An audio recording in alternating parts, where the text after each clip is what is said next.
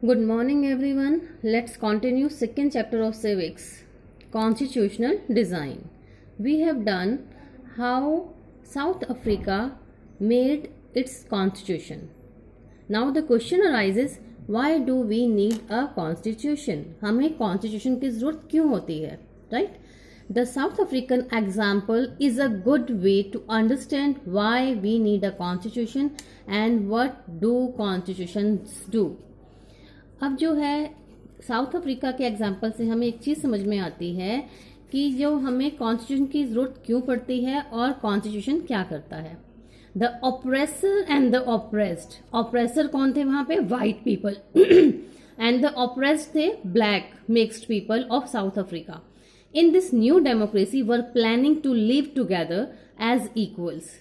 So it was not going to be easy for them to trust each other. It was very difficult to trust each other because so many things had happened there. They had their fears. उनको डर था. They wanted to safeguard their interest. Everyone want a protection for their interest. The black majority was keen to ensure that the democratic principle of majority rule was not compromised. Democratic जो principal है majority rule का, जो कि हम भी जानते हैं, तो ब्लैक पीपल उसके साथ कोई कॉम्प्रोमाइज नहीं करना चाहते थे. They wanted substantial social and economic rights also. And the white minority was keen to protect its privileges and property. और जो वाइट लोग थे वो अपनी प्रॉपर्टी को, अपनी प्रिविलेजेस को प्रोटेक्ट करना चाहते थे. ठीक है. देन आफ्टर लॉन्ग नेगोशिएशंस, एक लंबी बातचीत के बाद both parties agreed to a compromise. दोनों पार्टीज जो हैं कॉम्प्रोमाइज के लिए एग्री हो गई.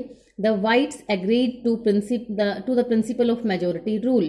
और जो वाइट लोग थे, अंग्रेज थे, वो मान गए कि ठीक है, जो डेमोक्रेटिक का प्रिंसिपल रूल होता है वो उसको फॉलो करेंगे.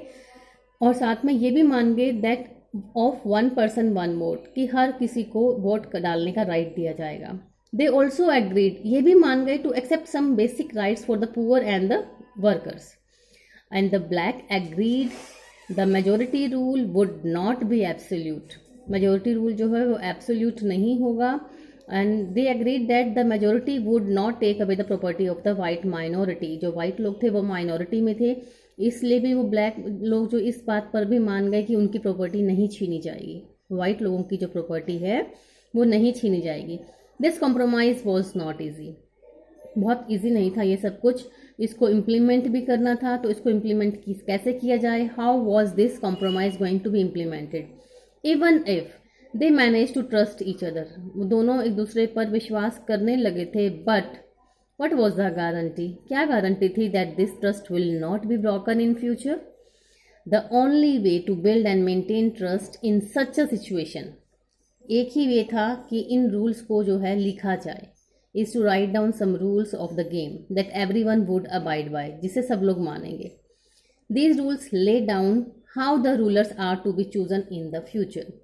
इन रूल्स में ये लिखा गया कि फ्यूचर में जो रूलर्स हैं वो कैसे चुने जाएंगे, कैसे चूज होंगे, कैसे इलेक्ट होंगे. These rules also determine what the elected government are and power to do and what they can not do. इनमें ये भी मेंशन किया गया जो इलेक्टेड गवर्नमेंट्स होगी उनकी पावर कितनी होगी, वो लोग क्या काम कर सकते हैं और क्या चीज़ें वो नहीं कर सकते, so that misuse of power can be checked. Finally these rules decide the rights of the citizen. और सिटीजन्स को क्या राइट्स दिए जाएंगे, this was also decided in these rules. These rules will work only if the winner can not change them very easily. ये जो rules हैं, अगर कोई इलेक्टेड गवर्नमेंट आती है तो वो भी इजीली उसको चेंज नहीं कर सकती थी. This is what the South Africans did. They agreed on some basic rules. They also agreed that these rules will be supreme, कि ये रूल्स सुप्रीम रहेंगे and no government will be able to ignore this. This set of basic rules is called a constitution. Constitution making is not unique to South Africa. कोई नई बात नहीं थी कि South Africa ने कॉन्स्टिट्यूशन बनाया. Every country has diverse groups of people. सभी country में जो है डाइवर्स ग्रुप ऑफ पीपल रहते हैं, अलग अलग तरह के लोग रहते हैं.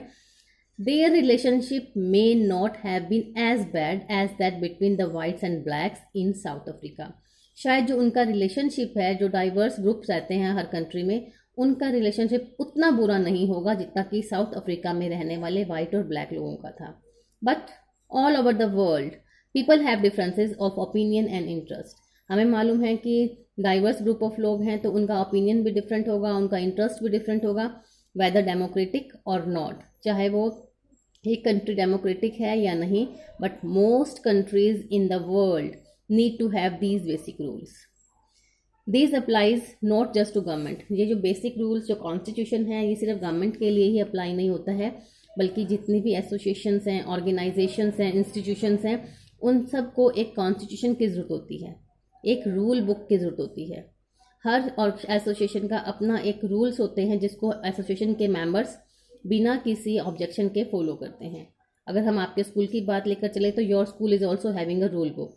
It could be a club in your area, आपके एरिया का कोई क्लब हो, एक कोऑपरेटिव सोसाइटी हो या कोई पॉलिटिकल पार्टी हो, they all need a constitution.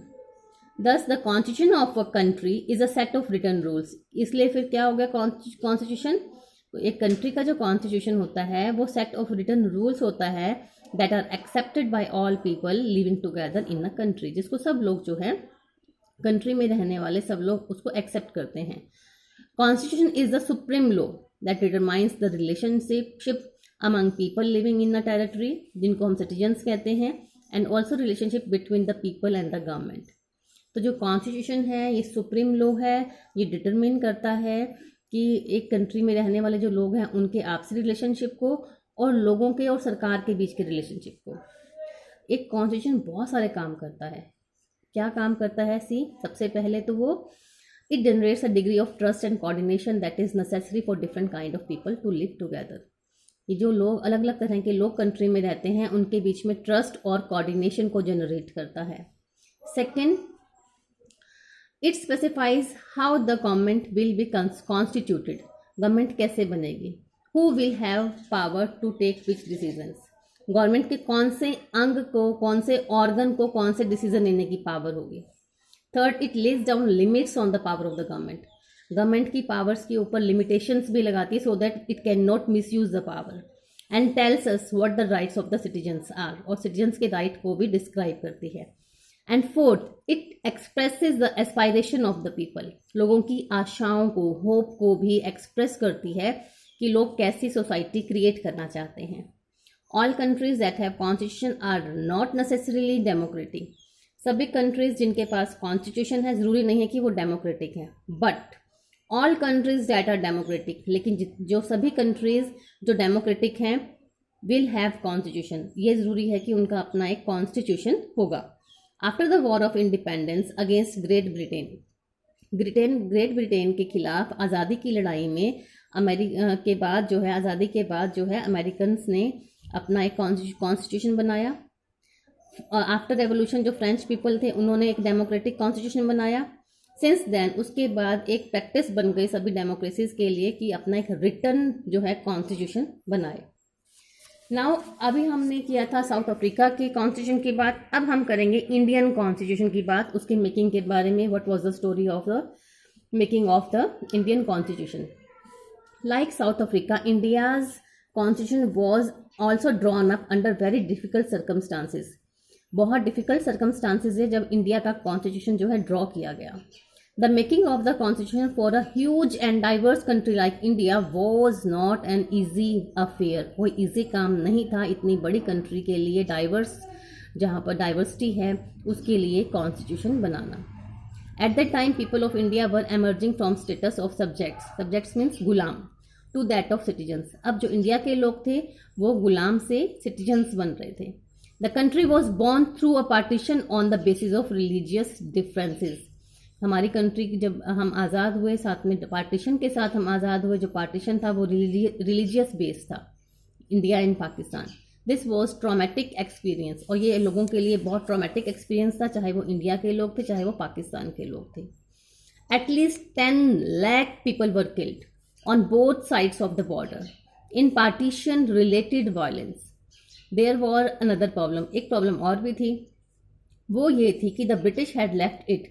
British ने ये डिसीजन जो है प्रिंसली स्टेट्स के रूलर्स पर छोड़ दिया, राजाओं पर छोड़ दिया कि आप खुद से डिसाइड करो whether they wanted to merge with India और विद पाकिस्तान और रिमेन इंडिपेंडेंट, कि वो इंडिया के साथ मर्ज होना चाहते हैं, पाकिस्तान के साथ मर्ज होना चाहते हैं या इंडिपेंडेंट रहना चाहते हैं।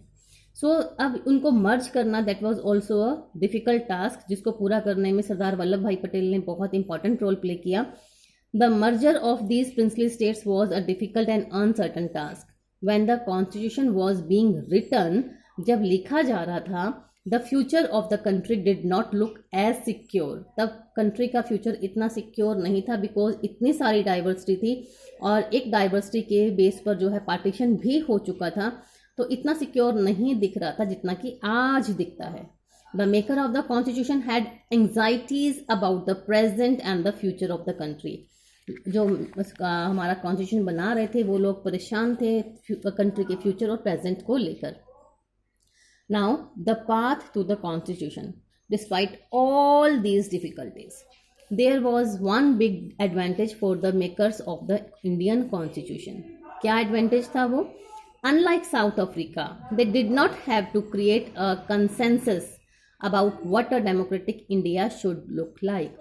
साउथ अफ्रीका की तरह उनको एक सहमति जो है क्रिएट नहीं करनी पड़ी कि एक डेमोक्रेटिक इंडिया कैसा दिखना चाहिए, क्योंकि ये काम बहुत पहले ही शुरू हो चुका था. मच ऑफ दिस कंसेंसस, बहुत सारा जो सहमति है वो तभी बन गई थी जब हमारा फ्रीडम स्ट्रगल चल रहा था. Our national movement was not merely a struggle against a foreign rule. हमारा जो नेशनल मूवमेंट था वो सीधा फॉरेन रूल के खिलाफ स्ट्रगल नहीं था. It was also a struggle to rejuvenate our country. ये एक स्ट्रगल था कंट्री को जगाने का, उसमें ट्रांसफॉर्मेशन लाने का, सोसाइटी और पॉलिटिक्स में चेंजेस लाने का. तो there were sharp differences of opinion with the freedom struggle about the path India should take after independence. उस वक्त भी लोगों में शार्प ओपिनियन में शार्प डिफरेंसेस थे कि स्ट्रगल के बाद जो है इंडिया आफ्टर इंडिपेंडेंस इंडिया को जो है कौन सा रास्ता अपनाना चाहिए. और such differences exist even today. आज भी कुछ ऐसे डिफरेंसेस हैं. Yet some basic ideas had come to be accepted by almost everyone. As far back, अगर हम 1928 की बात चले तो मोतीलाल नेहरू और 8 दूसरे कांग्रेस के लीडर्स ने जो है इंडिया का कॉन्स्टिट्यूशन 1928 में ही ड्राफ्ट कर दिया था. 1931 में जब कराची में एक मीटिंग हुई थी इंडियन नेशनल कांग्रेस की, तब वहाँ पर जो है उन्होंने इस चीज़ पर चर्चा करी थी कि इंडियन कॉन्स्टिट्यूशन जो है आज़ाद इंडिया का कॉन्स्टिट्यूशन कैसा होना चाहिए, कैसा दिखना चाहिए. तो इन दोनों 1928 में बनाया हुआ और 1931 में जो किया था उन्होंने डिस्कस किया था, दोनों में कुछ चीज़ें बहुत सेम थी. Both these documents were committed to inclusion of universal adult franchise. दोनों डॉक्यूमेंट्स जो है यूनिवर्सल एडल्ट फ्रेंचाइज को इंक्लूड करना चाहते थे, right to freedom and equality को इंक्लूड करना चाहते थे, and to protecting the rights of minority, और माइनॉरिटीज के राइट्स को प्रोटेक्ट करना चाहते थे. इन चीज़ों को ऐड करना चाहते थे इंडिपेंडेंट इंडिया के कॉन्स्टिट्यूशन में. Thus, some basic values were accepted by all leaders much before the Constituent Assembly met to deliberate on the Constitution. इस तरह से Constituent Assembly के बनने से पहले बहुत सारी चीज़ों पर बहुत से लीडर जो हैं बिल्कुल सहमत थे. The familiarity with the political institution of colonial rule also helped develop an agreement over the institutional design. तो उससे पहले जो है इंडिया के जो इंडियंस थे उनको मालूम था, उनको they were familiar to the colonial rule political institution, और इसकी वजह से भी उनको यहाँ पर जो अंग्रेज़ों के टाइम पर जो एक्सपीरियंस हुआ तो उनको बहुत हेल्प मिली इंस्टीट्यूशनल डिज़ाइन करने के लिए. The British rule had given voting rights. जो अंग्रेज़ों ने वोटिंग राइट्स सिर्फ कुछ लोगों को दिया हुआ था. On that basis British had introduced a very weak legislature. इसीलिए उनका लेजिस्लेचर वीक था. ये लेसन मिला इंडियंस को अंग्रेज़ों से. इलेक्शन वर हेल्ड इन 1937 में जो इलेक्शन हुए थे to provincial legislature and ministry all over British India. These were not fully democratic governments but the experience gained by Indians. लेकिन इंडियंस को जो इससे एक्सपीरियंस हुआ by working in the legislative institutions proved to be very useful. जो अंग्रेज़ों के legislative institutions में Indians ने काम किया तो उनको ये एक्सपीरियंस बहुत यूज़फुल हुआ जब वो लोग अपने खुद के इंस्टीट्यूशंस को सेट कर रहे थे, अपने खुद के जो है कंट्री के लिए वो काम करने लगे थे. That is why the Indian constitution adopted many institutional details and procedures from the colonial laws like the government of India act 1935. इस तरह से हमारे इंडियन कॉन्स्टिट्यूशन में बहुत सारी कुछ ऐसी चीज़ें भी जो हैं ऐड की गई जो कि कॉलोनियल लॉ में थी। जैसे अंग्रेज़ों ने 1935 में गवर्नमेंट ऑफ इंडिया एक्ट पास किया था। Years of thinking and deliberation on framework of the constitution had another benefit, क्योंकि हम लोग जो हैं अपने कॉन्स्टिट्यूशन के लिए आज़ादी से पहले से ही सोच रहे थे, तो एक फ्रेमवर्क तैयार हो गया, एक ढांचा तैयार हो गया हमारे कॉन्स्टिट्यूशन के लिए। इसका एक बहुत बड़ा फ़ायदा भी था कि हमारे लीडर्स में कॉन्फिडेंस आ गया to learn from other countries, कि वो दूसरी कंट्रीज़ के कॉन्स्टिट्यूशन को स्टडी करेंगे और उनमें से अच्छी बातों को अपनी शर्तों के हिसाब से ऐड करेंगे, but on our on terms, अपनी शर्तों के हिसाब से उसमें चेंजेस करके। Many of our leaders were inspired by the ideals of French revolution से इंस्पायर्ड थे लोग, लीडर्स हमारे। The practice of parliamentary democracy in Britain से इंस्पायर्ड थे। The bill rights in the US, इससे भी इंस्पायर्ड थे। The socialist revolution in Russia, तो ये सब चीज़ें थी जिन्होंने हमारी कंट्री के लोगों को इंस्पायर किया था और इसीलिए उन्होंने इन सब चीज़ों में से अच्छी बातें लेकर जो है अपने देश में सोशल और इकोनॉमिक इक्वलिटी का बेस तैयार किया। Yet they were not simply imitating, वो लोग सिंपली कॉपी नहीं कर रहे थे, बट अदर्स हैड डन, जो दूसरों ने किया। उन्होंने हर स्टेप पर दे वर क्वेश्चनिंग, वो लोग क्वेश्चनिंग कर रहे थे, डिस्कस कर रहे थे कि वेदर जो उनकी वो चीज़ें वो हमारी कंट्री को सूट करेंगी या नहीं। All this factors contributed to the making of our constitution, ये सब फैक्टर्स थे जिन्होंने कॉन्ट्रीब्यूट किया हमारे कंट्री के कॉन्स्टिट्यूशन को बनाने में। Now constituent assembly. अब who and then were the makers, कौन थे मेकर्स इंडियन कॉन्स्टिट्यूशन के? हम इसके बारे में एक ब्रीफ स्केच जो है हम पढ़ेंगे कि कुछ ऐसे लीडर्स हैं जिन्होंने इंपॉर्टेंट रोल प्ले किया in making the constitution. The drafting of the document called the Constitution was done by an assembly of elected representatives. एक असेंबली थी कॉन्स्टिट्यूशन असेंबली, इसके जो मेंबर्स थे वो इलेक्टेड रिप्रेजेंटेटिव्स थे। तो इस असेंबली को नाम दिया गया कॉन्स्टिट्यूएंट असेंबली। सभा थी एक संविधान बनाने वाली, जिसको संविधान सभा कहा गया। And elections to the constituent assembly were held in July 1946। Constituent assembly में कौन मेंबर होंगे, इसके इलेक्शन 1946 में हुए थे। It's first meeting was held in December and 1946 में फर्स्ट मीटिंग हुई। Soon after the country was divided into India and Pakistan. उसके बाद जो है 1947 में इंडिया और पाकिस्तान में डिवाइड हो गया हमारा देश। And the constituent assembly was also divided into constituent assembly of India and Constituent Assembly of Pakistan. The Constituent Assembly that wrote the Indian Constitution had 299 members.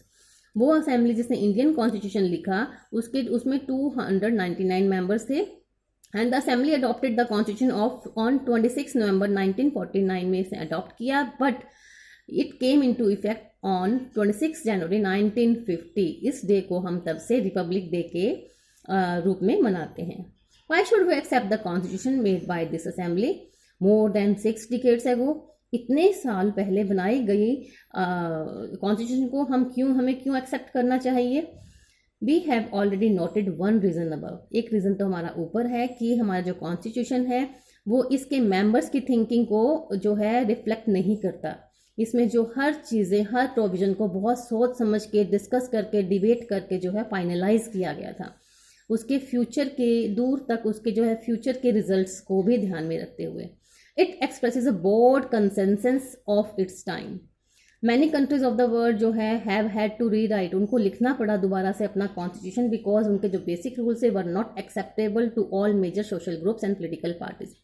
बहुत सारी कंट्रीज ने अपना जो है कॉन्स्टिट्यूशन रीराइट किया क्योंकि उनकी जो मेजर सोशल ग्रुप्स थे और पोलिटिकल पार्टीज थी उनको जो है पुराने कॉन्स्टिट्यूशन के बेसिक रूल्स पसंद नहीं थे। In some other countries the constitution exist as mere piece of paper. और कुछ कंट्रीज ऐसी हैं जहाँ पे कॉन्स्टिट्यूशन सिर्फ कागज़ का एक टुकड़ा है। No one actually follows it. The experience of our constitution is different. Over the last half a century several groups have question some provisions. ठीक है, पिछले हाफ सेंचुरी से कुछ ग्रुप्स ने हमारे कॉन्स्टिट्यूशन के कुछ प्रोविजंस पर क्वेश्चन उठाए हैं, बट कोई भी लार्ज सोशल ग्रुप या पॉलिटिकल पार्टी ने इसकी लेजिटिमेसी पर, इसकी लीगल है कितना, इसके ऊपर कोई क्वेश्चंस नहीं उठाए हैं। This is an unusual achievement for any constitution. ये हमारी एक किसी भी कॉन्स्टिट्यूशन के लिए एक अचीवमेंट होगी कि कोई भी बड़ी पॉलिटिकल पार्टी या कोई सोशल ग्रुप जो है इसकी लेजिटिमेसी पर क्वेश्चन नहीं उठा रहा। द सेकेंड रीज़न क्या है फॉर एक्सेप्टिंग द कॉन्स्टिट्यूशन, इसको एक्सेप्ट करने का एक रीज़न ये है is that the constituent assembly जो है represent the people of India.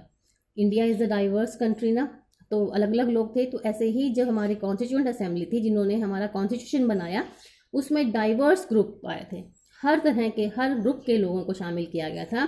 There was no universal adult franchises at that time, उस वक्त यूनिवर्सल एडल्ट फ्रेंचाइज नहीं थी, इसीलिए जो कॉन्स्टिट्यूएंट असेंबली के मेंबर्स थे वो डायरेक्टली नहीं चूज किए गए थे इंडिया के लोगों के द्वारा।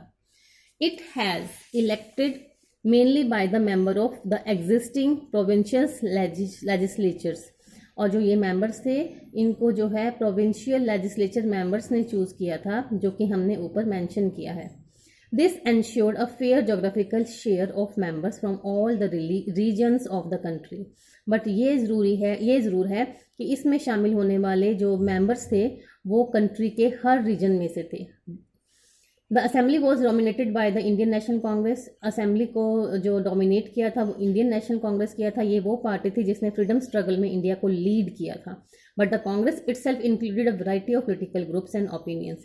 कांग्रेस जो ये इंडियन नेशनल कांग्रेस थी इसमें खुद में जो इतने सारे मेंबर्स थे वो भी डिफरेंट ग्रुप्स को जो है बिलोंग करते थे, उनके अपने ओपिनियंस थे। The assembly had many members, बहुत सारे मेंबर्स थे असेंबली के अंदर जो कि कांग्रेस से एग्री नहीं थे। In social terms to the assembly represented members from different language groups. अगर हम वैसे देखें तो इस असेंबली में जो लोग थे वो अलग अलग लैंग्वेज बोलने वाले थे, डिफरेंट कास्ट के थे, क्लास के थे, रिलीजन्स के थे एंड ऑक्यूपेशंस के थे। डाइवर्सिटी तो हमने यहाँ पे फॉलो की थी ताकि किसी के भी इंटरेस्ट को जो है हम इग्नोर नहीं कर पाएँ। Even if the constituent assembly was elected by universal adult franchises, अगर इसको हम कॉन्स्टिट्यूएंट असेंबली को यूनिवर्सल एडल्ट फ्रेंचाइजेज के जरिए इलेक्ट करते then its composition would not have been very different, फिर भी कोई ज़्यादा फर्क नहीं पड़ता बिकॉज ऑलरेडी इसमें जो है डाइवर्स ग्रुप ऑफ पीपल शामिल थे। Finally the manner in which the constituent assembly worked gives sanctity to the constitution, और फाइनली जिस तरीके से हमारी कॉन्स्टिट्यूएंट असेंबली ने काम किया वो हमारी कॉन्स्टिट्यूशन को एक जो है पवित्र बनाती है, एक्यूरेट बनाती है। The constituent assembly worked in a systematic, open and consensual manner. हमारी जो कॉन्स्टिट्यूएंट असेंबली है उसने बहुत ही सिस्टमेटिक ढंग से काम किया, ओपन ढंग से काम किया और सबकी सहमति से काम किया। First some basic principles were decided and agreed upon, कुछ जो बेसिक प्रिंसिपल्स थे उनको डिसाइड किया गया, सब लोग उस पर जब मान गए उसके बाद ड्राफ्टिंग कमेटी ने आगे काम शुरू किया। और चेयरपर्सन कौन थे, हमने आपको क्लास 6 में भी पढ़ाया था, doctor BR Ambedkar. He prepared a draft constitution of discussion,